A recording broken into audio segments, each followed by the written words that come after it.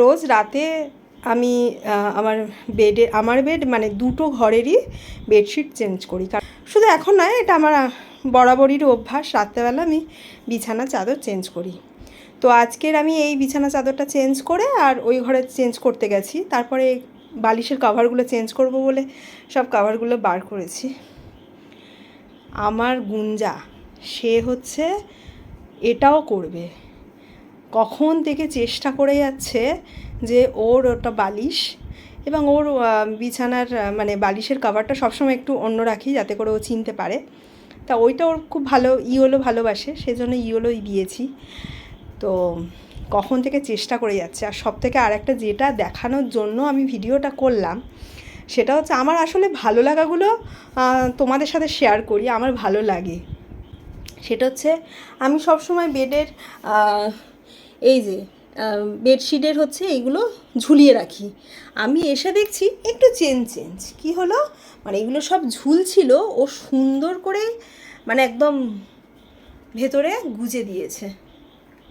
এই যে সুন্দর করে, শুধু এই দিকে না, এই দিকে পুরোটা এইভাবে গুজে দিয়েছে। ওই দিকেও মা গো, আমি তো এটা খেয়ালই করিনি, এখন আমি ভিডিও করতে গিয়ে আরও ভালো করে খেয়াল করলাম। এই যে সুন্দর করে কি সুন্দর গুজে দিয়েছে, যেটা আমি গুজিই না। এটা মানে আমি খুব কম গুজি, কারণ রাত্রেবেলা গুজলে আমাকে আবার পরের দিন তো তুলতে হয়, তো এমনিই থাকে। ও মা, দেখি না কি সুন্দর গুজে দিয়েছে। এই দেখো,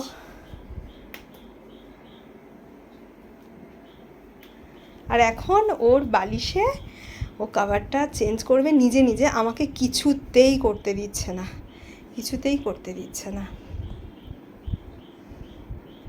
কই দেখি তো, সমানে ট্রাই করে যাচ্ছে। মাকে যে কত হেল্প করে সোনা মা আমার। গুঞ্জা, তুমি ওটা পরিয়ে নিয়েছো, আমি পরিয়ে দিলাম না? আচ্ছা। আর মাম্মা, তুমি মাকে এত হেল্প করো কেন? তুমি গুঞ্জা, তুমি মাকে এত হেল্প করো কেন সোনা? হ্যাঁ, ও রবি দাদু বলেছে হেল্প করতে। রবি দাদু বলতে আমার মামা শ্বশুর। একদিন ওকে বলেছে মা খুব কষ্ট করে, তুমি বড় হয়ে মাকে হেল্প করবে। ওর সেই মাথার মধ্যে ঢুকে গেছে, কোনো কিছু কাজ করতে গেলে কাজ করে দেয় আর বলবে মা রবি দাদু বলেছে না তোমাকে হেল্প করতে।